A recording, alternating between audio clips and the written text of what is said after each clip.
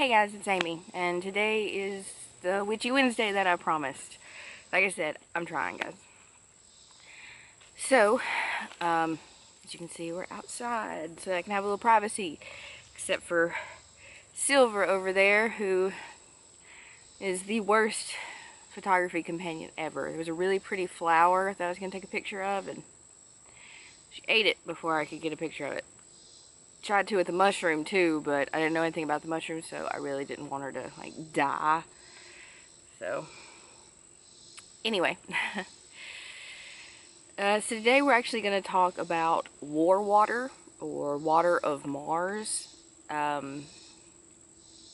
of late, I've seen a lot of people just like scrambling for protection from either the Fae or just general negativity coming their way, and they're just desperate for some type of protection. And a lot of times you see full moon water and new moon water and all the different waters, but I don't see a whole lot about war water. But basically what war water is that you take rusted nails. And also, when you're starting to work with rusted nails, please be very careful. You can get tetanus in a split second, and it's not something that you need to do. So be very careful. Usually they want split nails, but the rusted, the better. And then you take it and you put it in whatever water you want to put it in. You can either be tap water, bottled water. It could be swamp water if that's just your thing that you want to do. So you take the rusted nails, you put them in the jar, put the water in there, and you let it sit. You let it sit for about a month. Whenever it gets that nice rusted red color is when it's going to be best for use. Now, when I say use against the Fae, you have to remember that the Fae absolutely despise iron. It's a man-made, just metallic, I don't know, it's something that just burns their fairy blood and they don't like it. So if you're trying to get rid of fairies within the area, then sprinkle war water around your house perimeter. Be very careful because there's a good chance it'll kill your grass. But you sprinkle it around and, hey Pipper, and it should give you a nice protective perimeter. Now, on that same note, it is very good at bouncing back other things. If you think that you're getting psychically attacked, or if you think negative energy is coming in and causing problems, you can also put it around your perimeter, or around, you know, like, I'd say your room, but you really don't want to pour it on your room, on your floor. You might could like soak a towel or something and kind of line your window with it, but don't be surprised if you get a horrible metallic smell out of it. Basically what you want to do is, well, there just went my train of thought. I was doing so well, wasn't I? When you're trying to get rid of the negativity, you can use it inside your spells to help bounce back and protect against, and you have a nice protective wall against other people trying to attack you. It's probably one of the easier ways to do like a banishing spell also, is to put a couple of drops of whatever that is on top of a piece of paper that says I banish this from around me, and to give it a little more power. I know that war water is sometimes used in voodoo, that area of things. I think it might be called something else, but it's just a basic iron rust water. And depending on how you want to use it, you can use it for different things. I don't want to get into voodoo because I don't know anything about it. It's not my area of expertise, so I just kind of avoid that. So I don't offend anyone with my lack of knowledge over the entire thing. But I've made war water before. It's actually pretty cool. It's really simple, and I would honestly say that it's probably one of the easier and better ways to bounce negativity away from you. Like, if you honestly feel like someone's coming after you and there's a curse upon your house, you know, you're going to want to do more than just the war water. But it's a good start, because if you're just scrambling and you really don't know, like, what to do, and you feel like you need to do something, then this would be one of them. You just go, you find a bunch of rusty nails. Some people use different nails. They also take the magical properties of where the nails come from. I mean, if it's the nails from a coffin, it's the nails from a burned down house. It's, you know, nails from the rusty fence that's been back behind your house since the Civil War. You know, of course things are going to have certain aspects. Now you can put other things in it as well, but it's mainly just the basic simple war water is just rusty nails in water. Let them oxidize, let them soak. Snap them in half helps the oxidation of the iron. Just let them soak into it.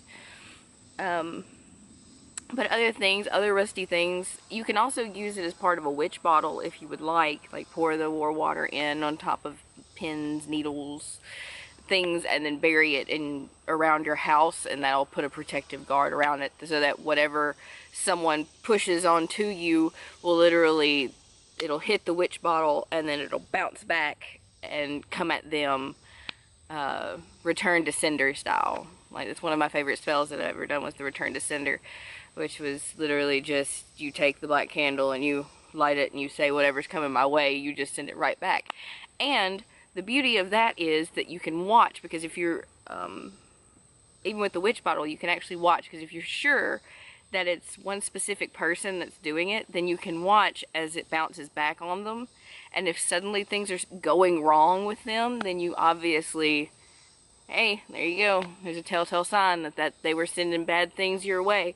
And so you can better guard against them at a later time because you know who they are now. Protection magic was actually one of the first things that I got into. It was the first thing that interested me. Just the idea of being able to protect myself from unseen forces.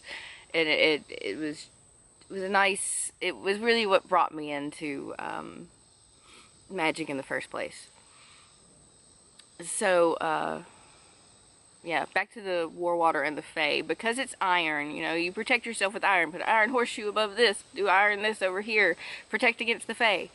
The war water will also protect against the fae. It'll, depending on the, depending on exactly how much fae activity you have, you may piss them off. But you will get rid of them. If you're wanting to keep the fae in your house and you want to keep them happy, then you need to make your war water somewhere else. Even if you don't keep it in your house, you're not going to want to make it where you know that the fae are, because it will upset them. It'll upset your balance. It'll upset their balance. It'll just, you'll, half your stuff will go missing. Suddenly things that that they helped you find, they're going to help you not find anymore. You're going to lose them. So make sure that if you are a fae happy house, that if you're going to make war water, that you make a point to, you know, have that conversation. I'm fixed to make war water. I'm going to make it elsewhere. Hi, Pupper. I'm going to make it elsewhere. I'm going to bring it here for protection. It's not against you, you know. You might have to have a little bit of a discourse. You know, have a conversation with them about it and make sure that, you know, they're okay with you making iron water in their area or their vicinity. Like, at this point, I'm thinking just the fact that I'm teaching you how to make the iron water in the first place might get me in trouble.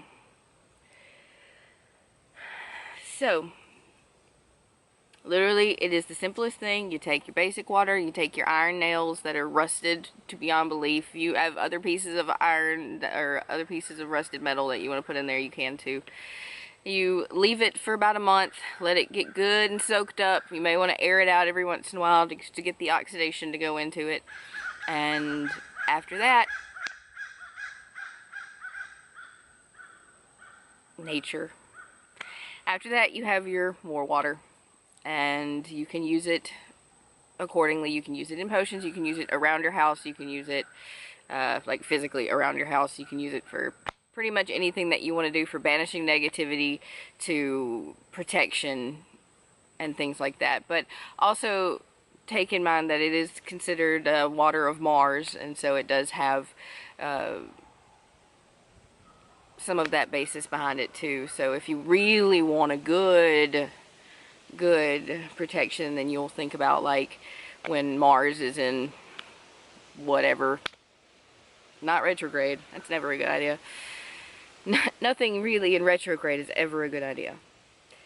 But whenever Mars is in a good mood in the sky, you know, probably better to use your water of Mars. I like astrology, I like astronomy, I'm just not that up on it. I'm also not a Hellenic polytheist, so I don't, well, actually that's Roman. Mars is Roman. Well, there went that. I know my mythology, I don't know if Aries is Hellenic, Mars is Roman. I'm a horrible person. My brain is not working today. Anyway, so that's it for Witchy Wednesday. You now know how to protect yourself with this horrible stuff. Please, please be careful when you're making it. You can get hurt. Rust and nails and all that kind of stuff. The point of it is to be protective. You don't want to hurt yourself when you're trying to protect yourself, okay? So be very, very careful when making anything with gross objects, okay? Okay? Alright. So, I'm about to go do my workout before it decides to start pouring down rain. Maybe I'm going to actually go do my yoga and then I'm going to go run in the rain. I think that might feel a lot better. It's just awful. It's actually cooled down a bit here. So anyway, hopefully my Ipsy bag will be in soon and I'll have a unboxing video or unbagging video for you then. But other than that, I hope y'all have a good day. I hope you get well protected, and I will see you later. Bye, guys.